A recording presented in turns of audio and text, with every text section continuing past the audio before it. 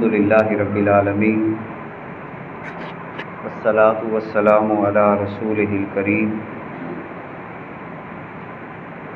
اما بعد فاعوذ باللہ من الشیطان الرجیم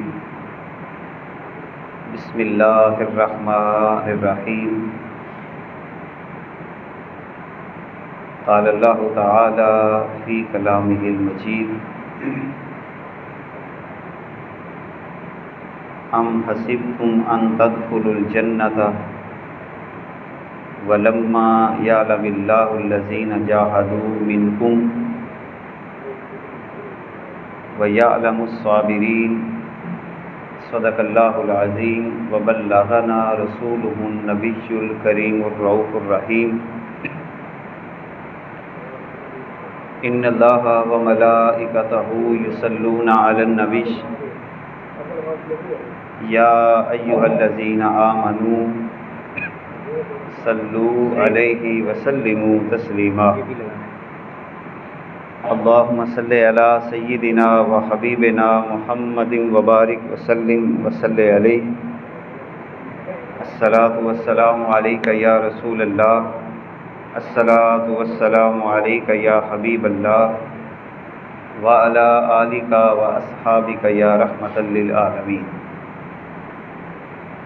عزیزان محترم، اللہ رب العزت نے ہم سب کو جمعے کا مبارک دن نصیب کیا۔ دعا ہے کہ اللہ تعالی ہم سب کی حاضری کو اپنی بارگاہ میں شرف قبولیت عطا فرمائے۔ اللہ ہم سب کو ایمان کی سلامتی کے ساتھ زندگی کے لمحات بسر کرنے کی سعادت عطا فرمائے۔ میری اور آپ کی زندگی کی جو سانسیں باقی رہ گئی ہیں، اللہ رب العزت ان سانسوں کو اپنی بندگی میں اور حضور علیہ الصلوۃ والسلام کی محبت میں بسر کرنے کی توفیق عطا فرمائے۔ آج کی ہماری گفتگو کا عنوان حالات حاضرہ میں دشمن کے ساتھ جنگ کی صورتحال میں ایمان والوں کا باہمی رویہ، باہمی گفتگو، اور اسی طرح اگر کوئی ہم بیانیاں جاری کرتے ہیں، جیسا کہ آج کل نوجوان نسل سوشل میڈیا کے اوپر، فیس بک اور اس کے علاوہ واٹس ایپ کے ذریعہ مختلف پیغامات ایک دوسرے کو پہنچاتے ہیں، تو ان حالات کے اندر شریعت اسلامیہ ہمیں کس طرح کی گفتگو کرنے کا انداز عطا کرتی ہے؟ ایمان کی کیفیت کس درجے کی ہونی چاہیے؟ ایسی آزمائشیں اور ایسی کیفیات اللہ تعالیٰ اپنے بندوں پر کیوں نازل کرتا ہے؟ یہ تمام باتیں آج کے جمعہ مبارک میں قرآن و سنت کی روشنی میں ہم سیکھنے کی کوشش کرتے ہیں۔ سب سے پہلی بات کہ رب ذوالجلال ایسی آزمائشیں ایمان والوں پر کیوں نازل کرتا ہے؟ اللہ تعالیٰ نے مختلف مقامات پر اس کا ذکر فرمایا۔ سورہ آل عمران کی آیت نمبر 142، اللہ رب العزت فرماتا ہے ام حسبتم ان تدخلوا الجنۃ، تم نے کیا سمجھ لیا ہے کہ تم جنت میں ایسے ہی داخل ہو جاؤ گے؟ حالانکہ ابھی تک اللہ تعالیٰ نے تمہیں دیکھا ہی نہیں ہے کہ تم میں سے کون ہیں جو اس کی راہ میں جہاد کرتے ہیں، وَيَعْلَمَ الصَّابِرِينَ، اور ابھی تک اللہ تعالیٰ نے یہ بات تمہارے اوپر واضح ہی نہیں کی کہ اللہ کی خاطر صبر کرنے والے کون ہیں۔ اب اس کا مطلب یہ ہوا کہ اللہ تعالیٰ جو مسلمانوں پر اس طرح کی کیفیات کو نازل کرتا ہے، ایک تو اللہ تعالیٰ یہ واضح کرتا ہے کہ ایمان والے کون ہیں، اللہ کی راہ میں آگے بڑھنے والے کون ہیں، اور اس مقام پر صبر کے ساتھ اور حوصلے کے ساتھ معاملات کو اچھے انداز کے ساتھ آگے بڑھانے والے کون سے افراد ہیں۔ اسی طرح اللہ رب العزت قرآن مقدس کے اندر ایک اور مقام پہ ارشاد فرماتا ہے، انما المؤمنون الذین آمنوا باللہ ورسولہ، مومن تو صرف وہ ہیں جو اللہ پر ایمان لائے، اس کے رسول پر ایمان لائے، ثم لم یرتابوا، اور پھر اس معاملے میں ان کو ذرہ بھر بھی شک نہیں ہے، اللہ پر ایمان لانے کے بعد، اللہ کے رسول پر ایمان لانے کے بعد ان کو ذرہ بھر بھی شک نہیں، وجاہدوا باموالہم وانفسہم فی سبیل اللہ، جب یہ اللہ اور اس کے رسول پر ایمان لے آتے ہیں تو ان کی زندگی کا مرکز اور محور یہ بن جاتا ہے کہ اپنی جانوں کے ساتھ اور اپنے مالوں کے ساتھ اللہ کے راستے میں جہاد کرتے ہیں، کوشش کرتے ہیں، اولئک ھم الصادقون، فرمایا کہ اصل میں یہی لوگ ہی سچے ہیں۔ اس کا مطلب یہ ہوا کہ رب ذوالجلال آزمائشوں کو اس لیے نازل کرتا ہے تاکہ بندے کی پہچان ہو جائے، اللہ والا کون ہے، اللہ کے راستے میں آگے بڑھنے والا کون ہے، اس کی راہ میں جہاد کرنے والا کون ہے، اسی انداز کے ساتھ اپنا مال اور اپنی جان پیش کرنے کے لیے کون سے تیار ہیں، اور کون سے وہ لوگ ہیں جو اس موقع پر راہ فرار اختیار کریں، گفتگو کے حوالے سے منافقت کا پہلو کوئی نہ کوئی اختیار کریں، مسلمانوں کی صفوں کے درمیان دراڑیں پیدا کریں، حوصلے کو پست کرنے کی کوشش کریں۔ یہ ساری باتیں اصل میں بندے کا امتحان ہو رہا ہوتا ہے، یعنی اللہ تعالیٰ یہ دیکھ رہا ہوتا ہے کہ میرے بندے یہاں پہ کرتے کیا ہے۔ اسی طرح ایک اور مقام پر بھی رب ذوالجلال یہاں پہ ارشاد فرماتا ہے، الذین آمنوا یقاتلون فی سبیل اللہ، جن لوگوں نے ایمان کا راستہ اختیار کیا، ان کی کیفیت کیا ہے؟ یقاتلون فی سبیل اللہ، وہ اللہ کے راستے میں جہاد کرتے ہیں، اللہ کے راستے میں لڑائی کرتے ہیں۔ والذین کافروا، اور وہ لوگ جو کافر ہیں، یقاتلون فی سبیل الطاغوت، ان کا انداز یہ ہے کہ وہ جتنا بھی ظلم کا نظام ہے، طاغوت کا نظام ہے، اس کی راہ میں لڑائی کرتے ہیں۔ ساتھ ہی رب ذوالجلال نے مسلمانوں کو ارشاد فرمایا، فقاتلوا اولیاء الطاغوت، اب تمہارا کام یہ ہے کہ یہاں پر تم شیطان کے اولیاء، شیطان کے جو اولیاء ہیں، ان کے ساتھی ہیں، ان کے ساتھ تم جہاد کرو۔ ان کید الشیطان کان ضعیفا، بے شک شیطان کا جو راستہ ہے، شیطان کی جو چال ہے، یہ ساری کی ساری کمزور چال ہی ہوا کرتی ہے۔ اب گویا کہ یہاں پر اللہ تعالیٰ نے ہم سب کو یہ ہدایت عطا فرمائی کہ جب بھی تمہارا کفار کے ساتھ مقابلہ ہو تو یہ بات تم نے ذہن میں رکھنا ہے کہ ان کی چال بڑی کمزور ہوتی ہے۔ پریشان نہیں ہونا، حوصلہ نہیں ہارنا، کسی قسم کی تم نے پستی نہیں دکھانی، اپنے آپ کو وہاں پر مرعوبیت کی طرف نہیں لے کے جانا، کسی کا اسلحہ دیکھ کر، کسی کی گرج دیکھ کر، کسی کا جھوٹا پروپاگنڈا دیکھ کر تم نے کمزوری کی طرف نہیں جانا، بلکہ اللہ کی ذات پہ بھروسہ کرتے ہوئے جب تم آگے بڑھتے چلے جاؤ گے تو رب کا وعدہ ہے کہ اللہ تعالیٰ تمہیں تمہارے ایمان کی بدولت جو ہے وہ فتح اور کامیابی عطا فرماتا چلا جائے گا۔ یہی وجہ ہے کہ جب حالات ظاہری طور پر مخالف ہی کیوں نہ جا رہے، اللہ رب العزت ہمیں تعلیم عطا فرماتا ہے کہ ایسی حالت کے اندر بھی تم نے حوصلہ نہیں ہارنا، کسی کے پروپوگنڈے میں نہیں آنا کہ کوئی کہہ رہا ہو کہ میرے پاس اتنا کچھ ہے، میں یہ کر لوں گا، میں وہ کر لوں گا، بلکہ تمہارا نعرہ ایک ہی ہونا چاہیے کہ ہمارا اللہ ہے، اللہ ہی پہ ہم بھروسہ کرتے ہیں،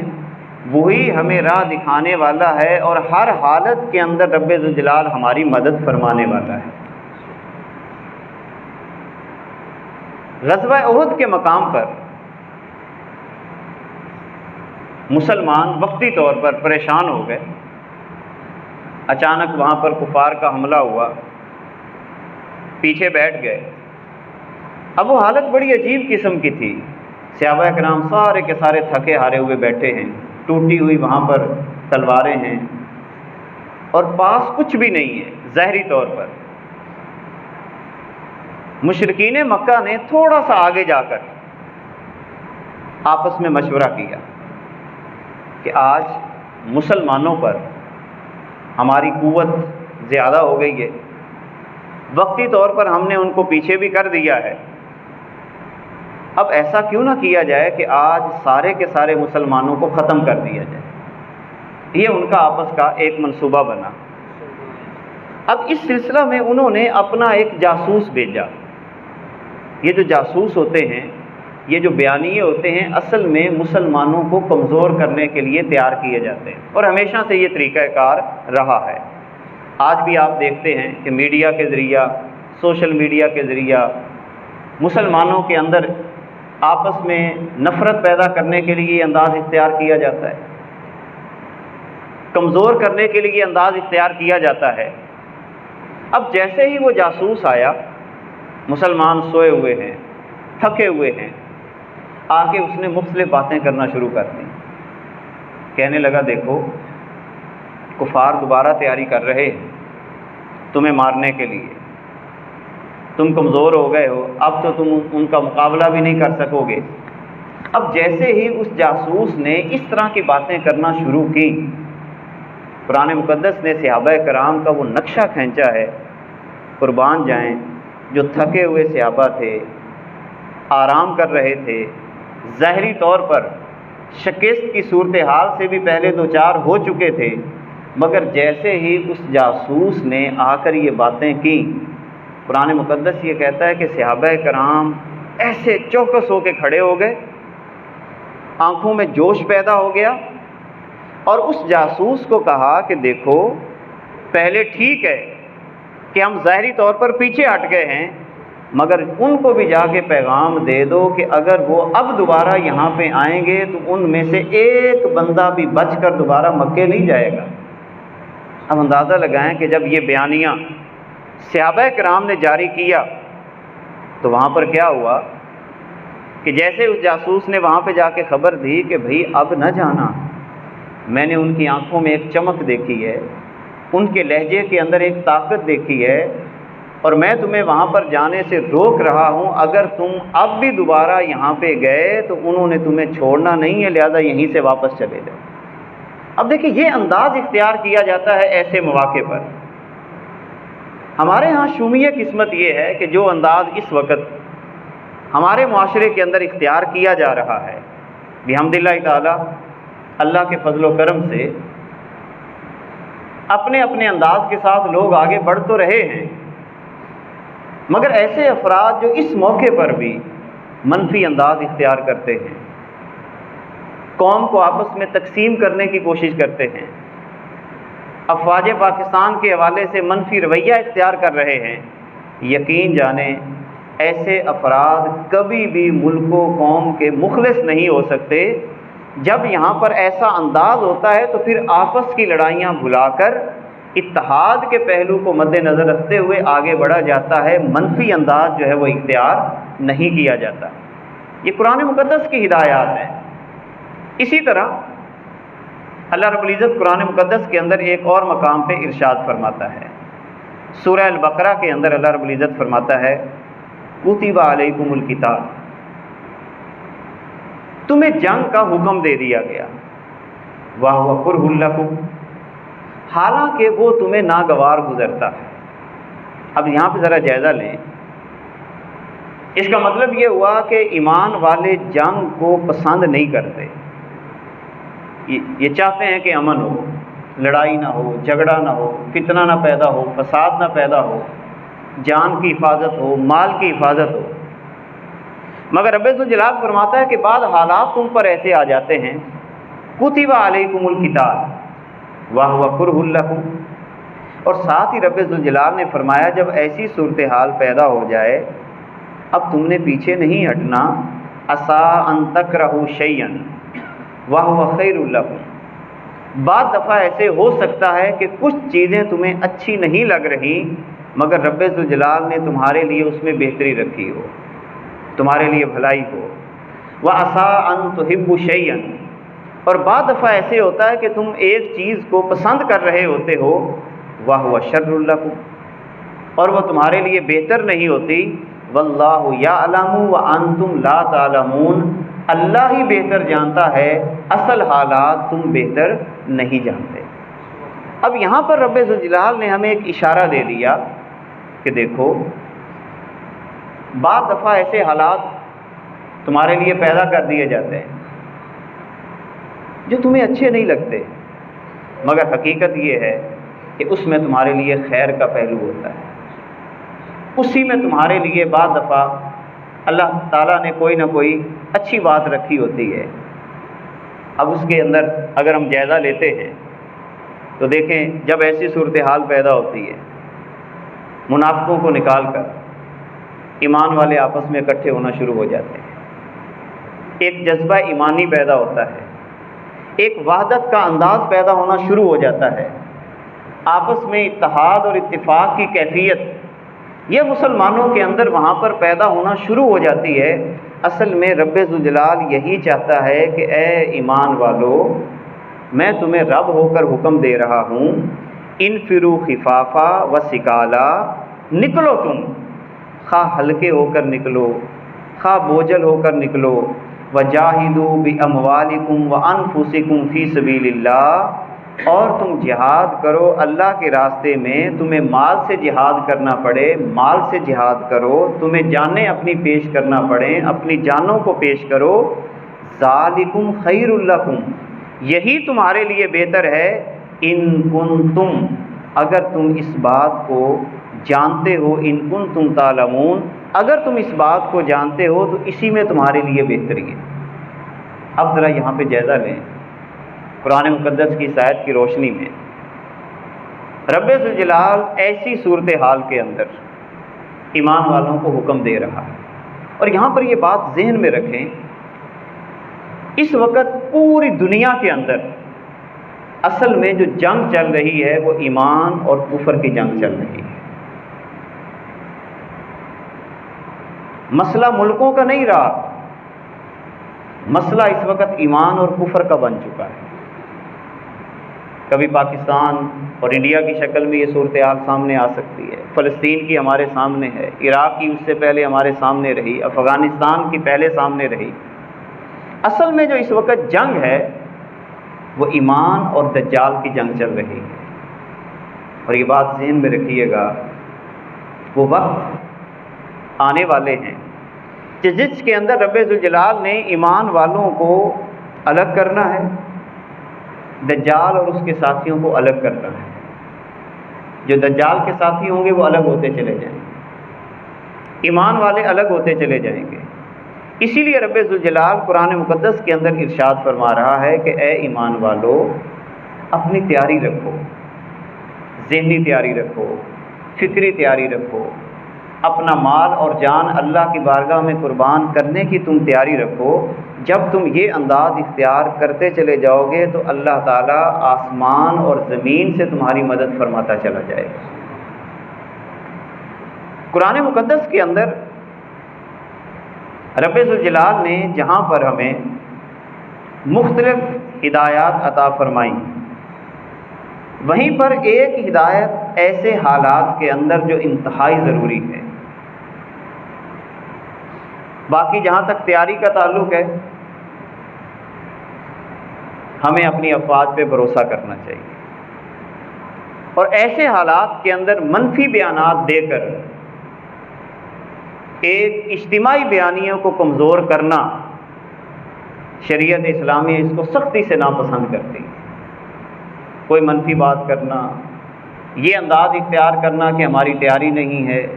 یہ انداز اختیار کرنا کہ یہاں پر جواب کیوں نہیں دیا جا رہا، یہ انداز اختیار کرنا کہ یہاں پر ہمارے اندر کوئی نہ کوئی کمزوری کا پہلو پایا جا رہا ہے،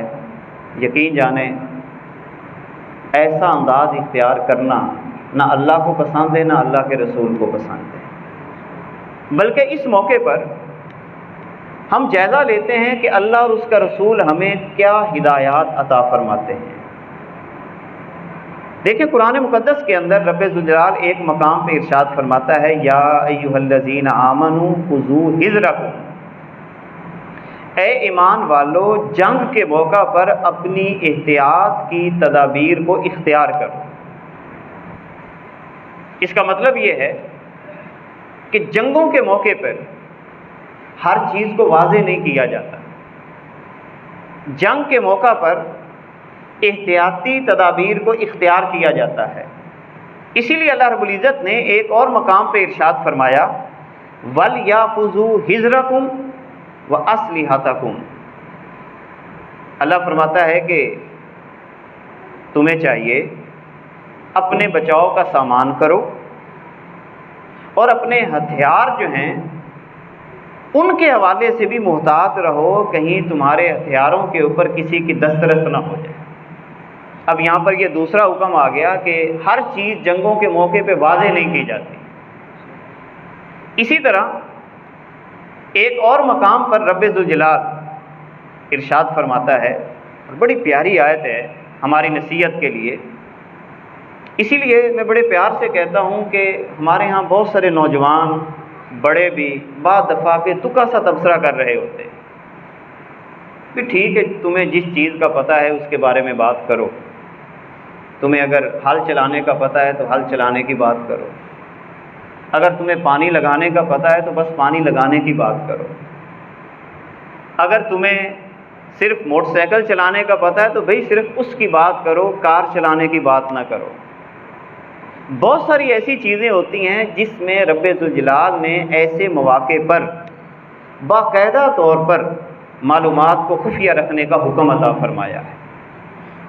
اسی لیے جس نے سیاست کو سمجھنا ہو، میں بڑے پیار سے یہ بات کہا کرتا ہوں، وہ سورہ کہف کا مطالعہ کرے۔ جس نے سیاست کو سمجھنا ہو وہ سیدنا موسیٰ علیہ السلام اور فرعون کے دور کی سیاست کا مطالعہ کرے۔ اسی طرح جالوت اور طالوت کا قصہ پڑھ کر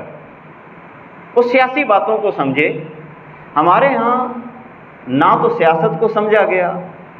نہ وہاں پر جنگوں کے ماحول کے اندر گفتگو کیسے کرنی ہے اس کو سمجھا گیا، جس کے منہ میں جو آتا ہے وہ کہتا چلا جا رہا ہے۔ اب ذرا دیکھیے گا اصحاب کہف کا جب ہم قصہ پڑھتے ہیں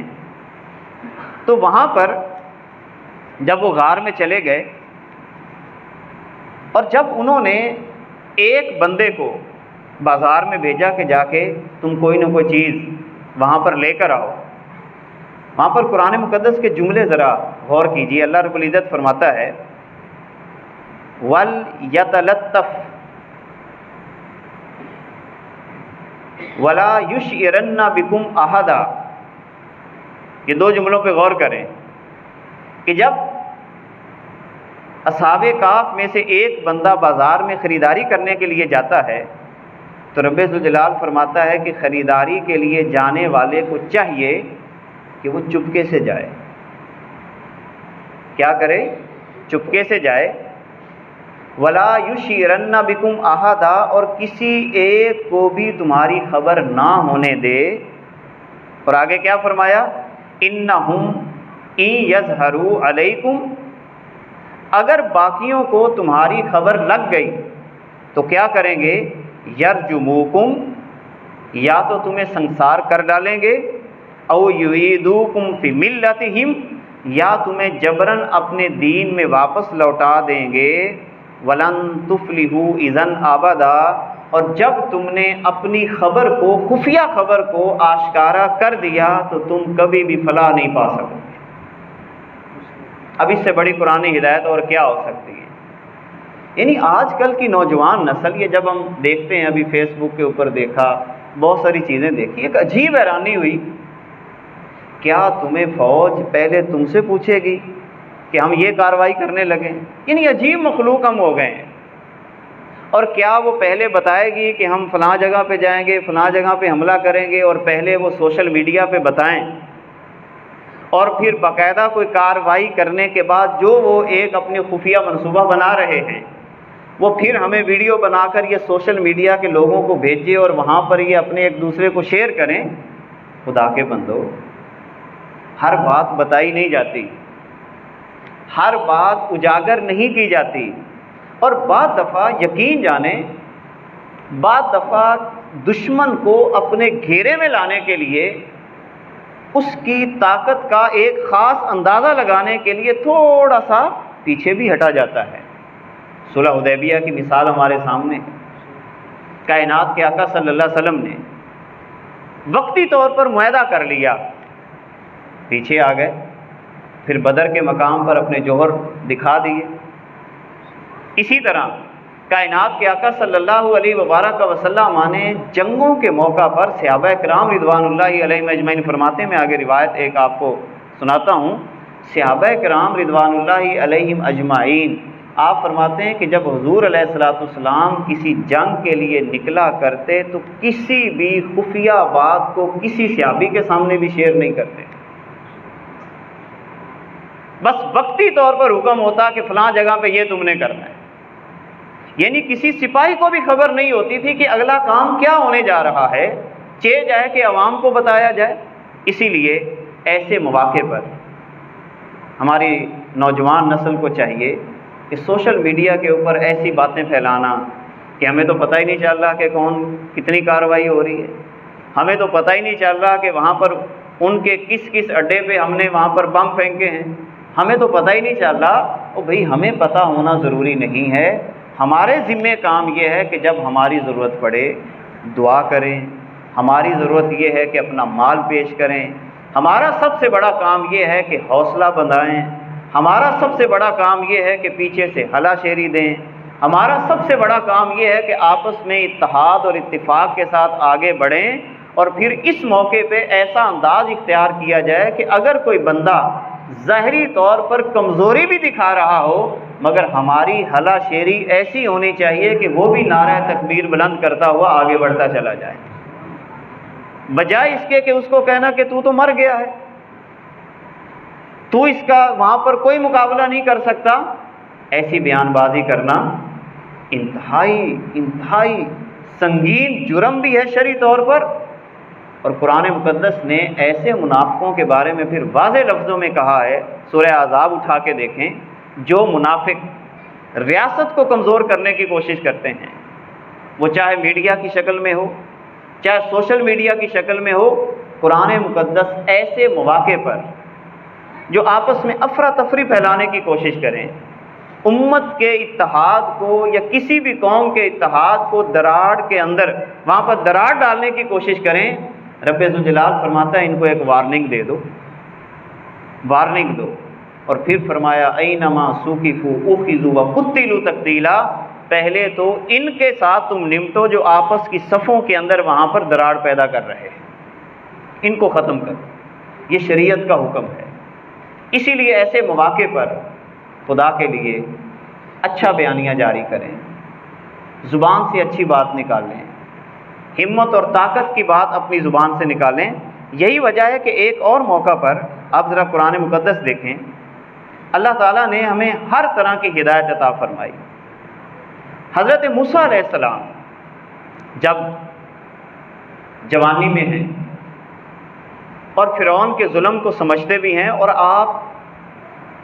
اپنے شہر سے کسی خفیہ کام کے لیے باہر تشریف لے کے جاتے تھے،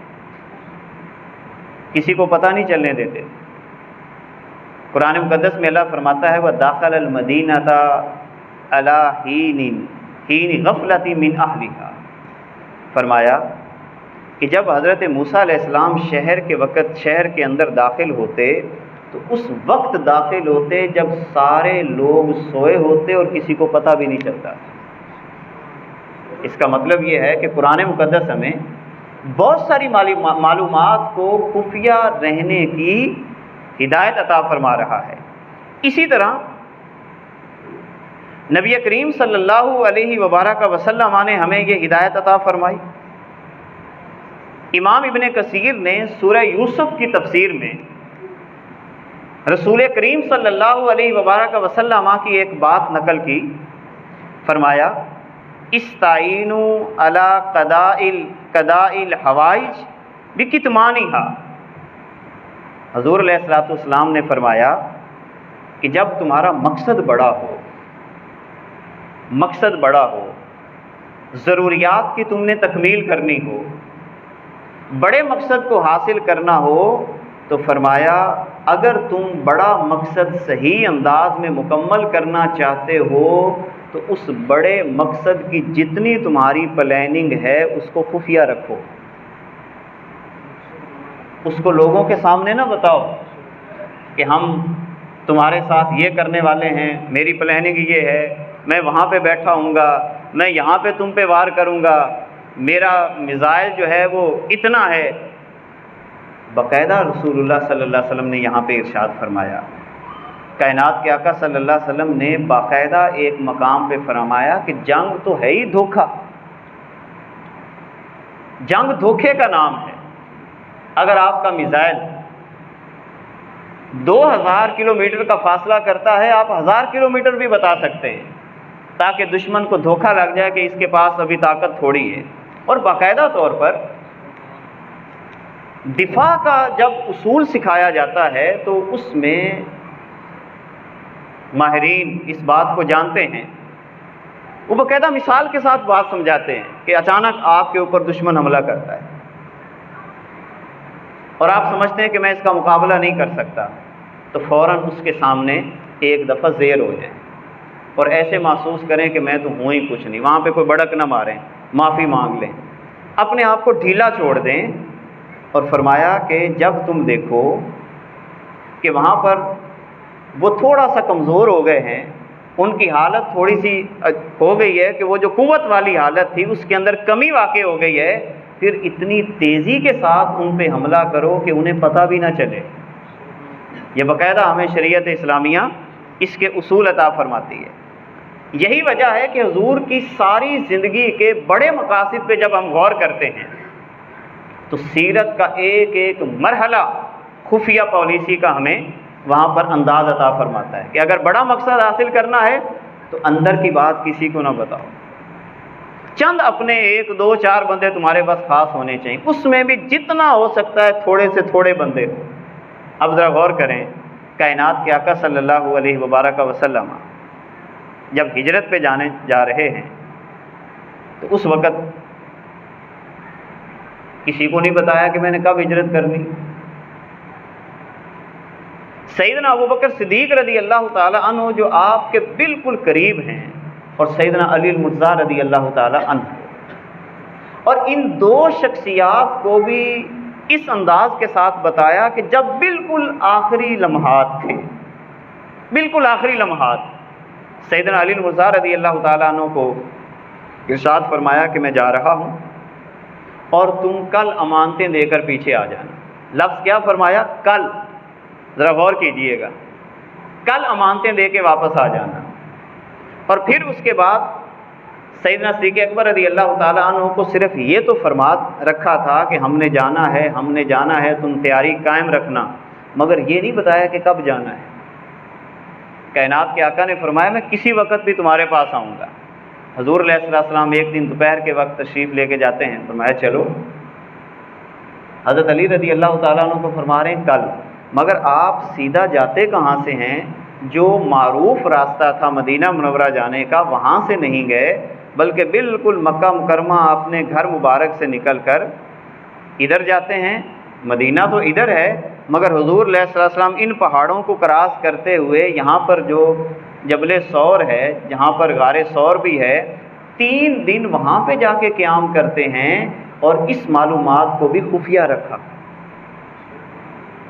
اس کا مطلب ہے بڑا مقصد حاصل کرنے کے لیے معلومات کو خفیہ رکھا جاتا ہے۔ اسی طرح نبی پاک صلی اللہ علیہ وبارک وسلم نے اور کئی مقامات پر پیغام رسانی کے حوالے سے آپ نے باقاعدہ طور پر معاملات کو خفیہ رکھا۔ امام بخاری حضرت کعب بن مالک رضی اللہ تعالیٰ عنہ سے روایت کرتے ہیں، لم یکن رسول اللہ صلی اللہ علیہ وسلم یرید غزوۃ الا ورن بغیرہا، حضور علیہ الصلوۃ والسلام جب کبھی بھی کسی کے خلاف جنگ کا ارادہ فرماتے تو آپ اپنے اصحاب کو اصل ہدف بتانے کی بجائے بس کچھ نہ کچھ اشارے کر دیتے تھے، اصل ہدف سے حضور علیہ الصلوۃ والسلام موقع پہ آگاہ کرتے تھے، اس سے پہلے آگاہ بھی نہیں فرماتے تھے۔ اب ذرا ان ساری معلومات میں آپ اندازہ لگائیں کہ اس وقت ہماری کیا کیفیت ہے۔ بدر کے مقام پر دیکھا جائے، دشمن کی معلومات لینا، حضرت خالد ابن ولید رضی اللہ تعالیٰ عنہ کا بھی نفس نفیس جا کر دشمن کی جاسوسی کرنا، فلسطین پر جب حملہ کے وقت حضرت عمرو بن عاص رضی اللہ تعالیٰ عنہ کا، حالانکہ خود امیر لشکر ہیں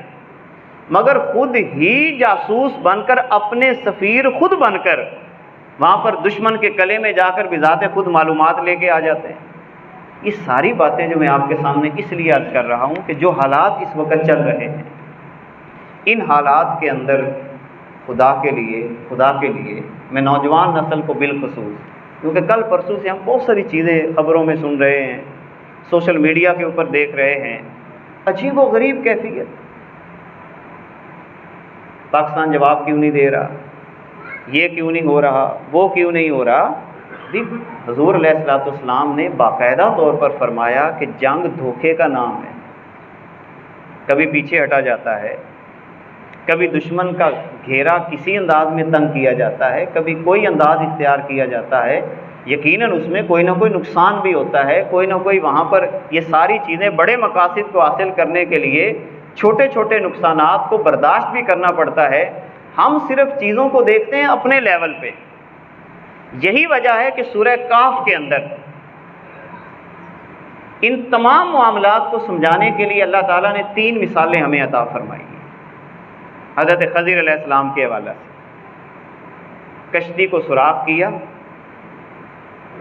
کشتی والے کی کشتی کو بچانے کے لیے۔ اندازہ لگائیں، کبھی کبھی کسی کا فائدہ کرنے کے لیے اس کا چھوٹا سا نقصان بھی کیا جاتا ہے۔ اگر کشتی کو سوراخ نہ کرتے حضرت خضر علیہ السلام تو بادشاہ نے کشتی چھین لینی تھی۔ کشتی کو سوراخ اس لیے کیا کہ بادشاہ کو لگے کہ یہ کشتی پرانی ہے، لہذا مجھے اس کی کوئی ضرورت نہیں ہے۔ ایک بندے کی روٹی روزی بچانے کے لیے حضرت خضر علیہ السلام نے کشتی کے اندر سوراخ کر دیا۔ اسی لیے حضرت موسیٰ علیہ السلام کو اللہ تعالیٰ نے بھیجا کہ بہت ساری باتیں ایسی ہوتی ہیں جو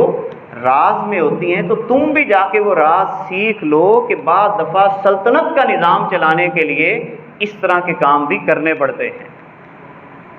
اسی طرح بچے کا قتل حضرت خضر علیہ السلام کرتے ہیں بڑے نقصان سے بچانے کے لیے۔ اور مزے کی بات یہ ہے کہ جن لوگوں نے کھانا نہیں کھلایا، اکرام نہیں کیا، حضرت خضر علیہ السلام فرماتے ہیں کہ چلو جی ان کی دیوار کو تعمیر کر دو۔ عجیب سی بات ہے، انہوں نے نہ کھانا پوچھا، نہ اکرام کیا، نہ عزت کی، آپ ان کی دیوار کو تعمیر کر رہے ہیں۔ اس کا مطلب ہے کچھ باتیں ایسی ہوتی ہیں جن کو آشکارا نہیں کیا جاتا، چپ کر کے کام کیے جاتے ہیں، خاموشی کے ساتھ کام کیے جاتے ہیں، لہذا ہر بات عوام الناس کو پتہ ہونا ضروری نہیں ہے۔ یہ مزاج ختم کریں، اعتماد کریں، ہلا شیری دیں، اپنا بیانیہ مضبوط کریں، اپنی فوج کے حوالے سے ذاتی اختلافات اپنی جگہ پہ ہیں، لیکن ایسے مواقع پر ایسے بیانات جاری کرنا کہ جس سے امت کے اندر، قوم کے اندر انتشار پیدا ہو، افتراق پیدا ہو، ایسا انداز اختیار نہ کیا جائے، بلکہ ایک آواز ہو کر اعتماد کے ساتھ آگے بڑھا جائے اور ایسی آواز بنا جائے جس سے اللہ بھی راضی ہو، اللہ کا رسول بھی راضی ہو، تاکہ ہماری دنیا بھی بہتر ہو اور آخرت بھی بہتر ہو۔ اللہ تعالی ہم سب کی حاضری کو اپنی بارگاہ میں شرف